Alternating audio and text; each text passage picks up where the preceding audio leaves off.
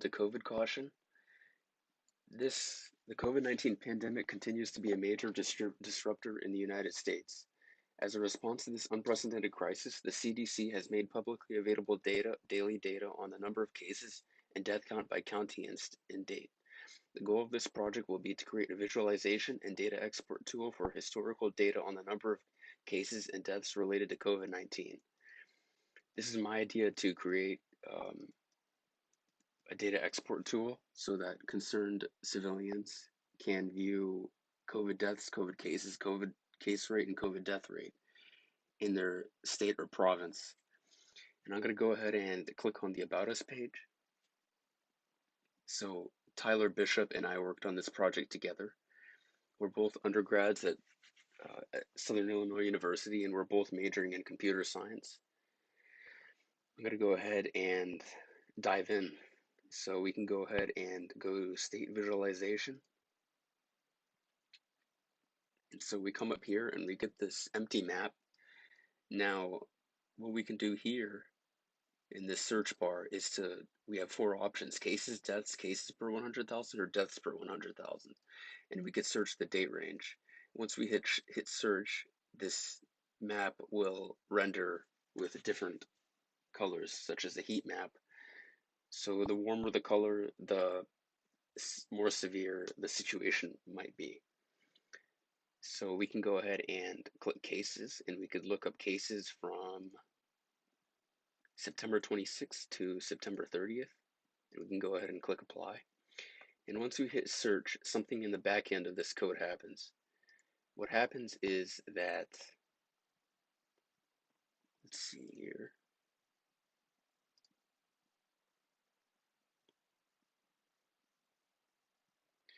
What happens is that this function is executed, and what this function does is it accesses the API in the database from data.cdc.gov, which is a website that holds all the COVID data. So any type of data that you would like to use for your project, you would access data.cdc.gov.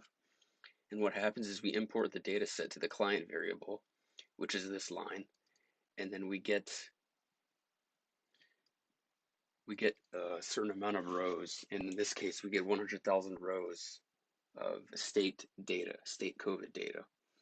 And what happens all the way down here is that we return the results as a data frame. So whenever we execute this function, we're able to get the data frame and start working with that data frame so that we can filter out the data based on the input query. So I'm going to go ahead and go down to the function that is being executed when we submit the input query.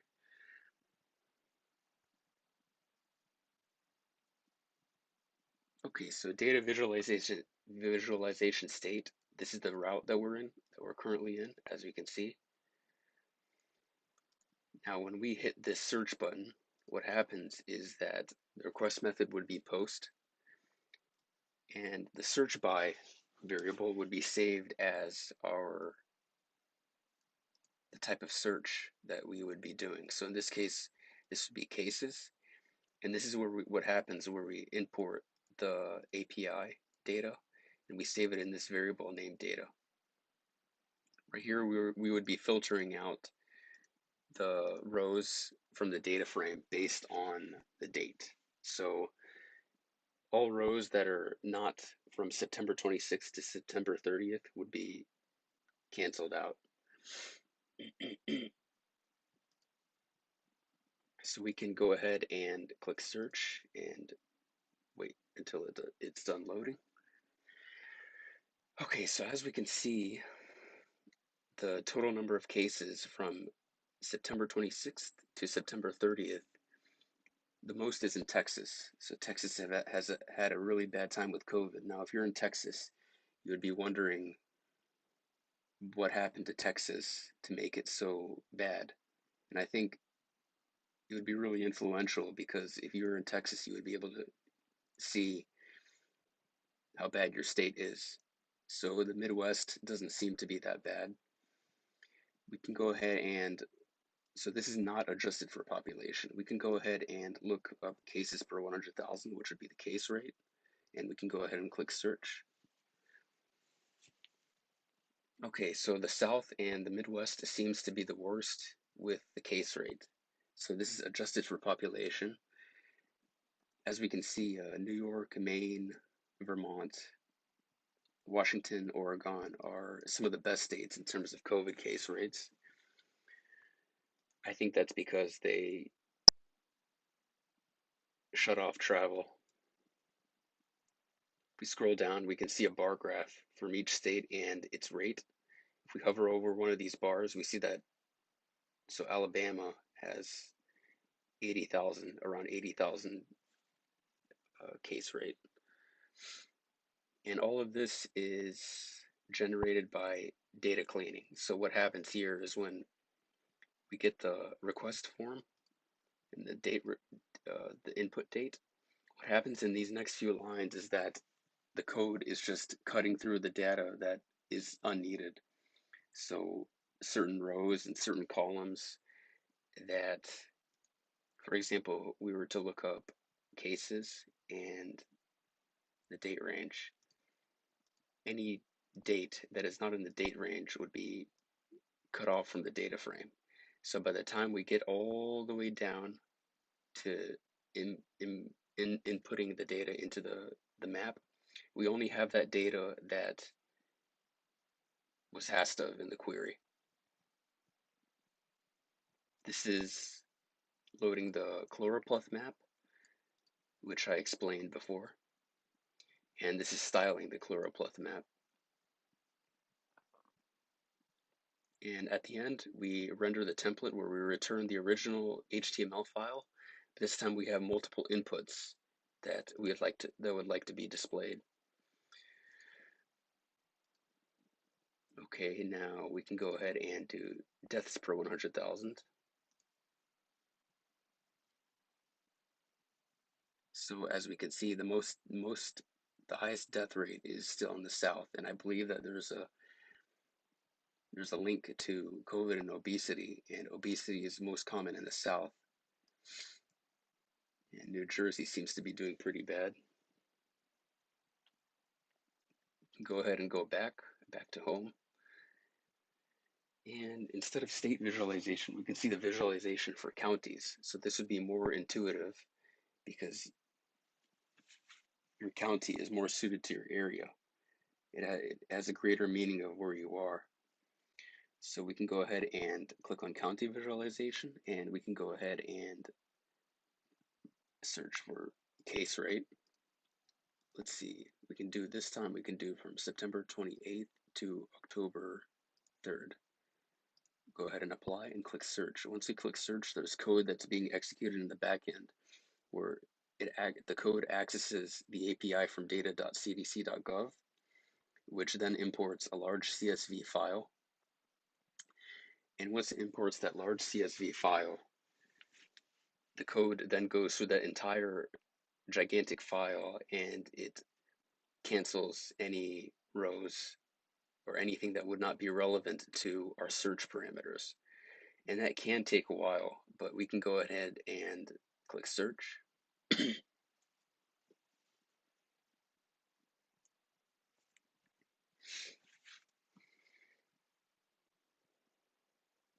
It may take some time to load because it loads everything for each individual county through a JSON file.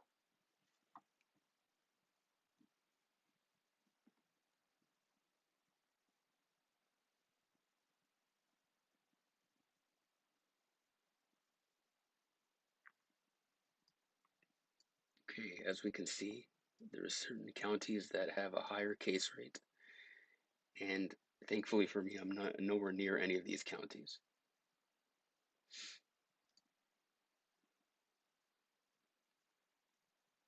This would be the route that's executed when we're on this page.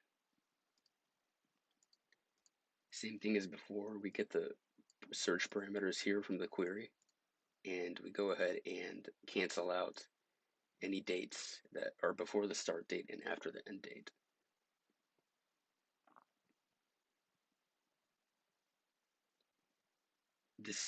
This block of code is just canceling out certain data that's not applicable to the search query. As we go down, we have the chloropleth map that's being loaded, the styling of the map, and the end, where we load the same page, but this time with the search parameters. Okay.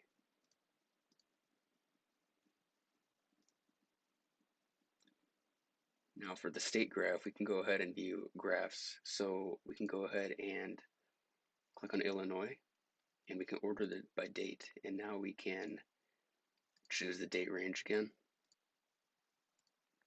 Go ahead and click apply. And now we wait.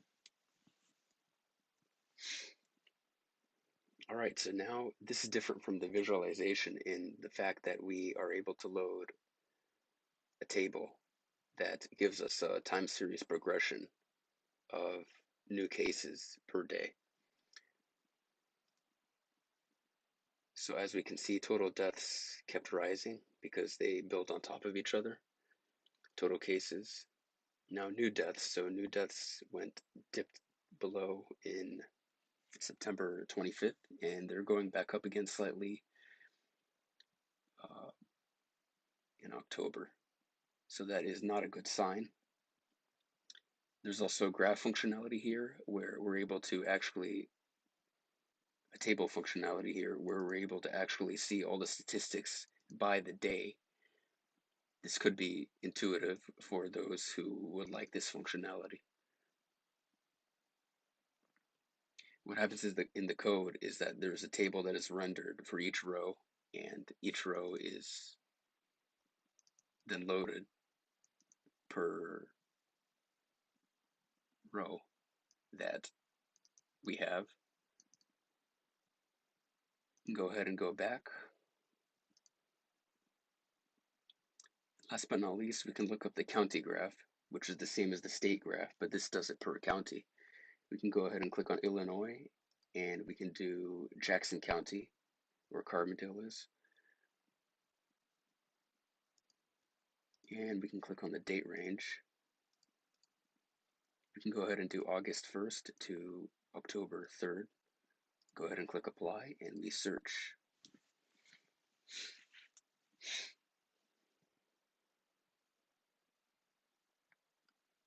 All right, as we can see, the total cases in Jackson County by the date. New cases generally go up and down. So my guess is that this would be during the weekend when no cases are counted. Total deaths and new deaths. So there have been quite a few new deaths in the last week or two in Jackson County. This code, all of this graph is all rendered by, let's see here.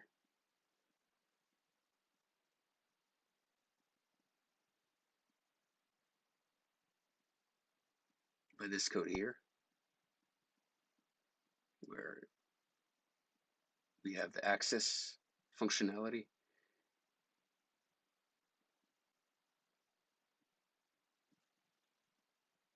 The Python PLT functionality, which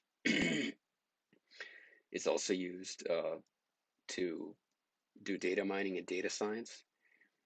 Here we're just styling the graph. So we have a dark background.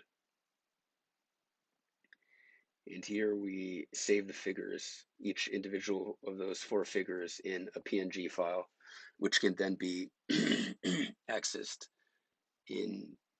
on the web page. Excuse me. Okay, and I believe that is it for CovidCaution.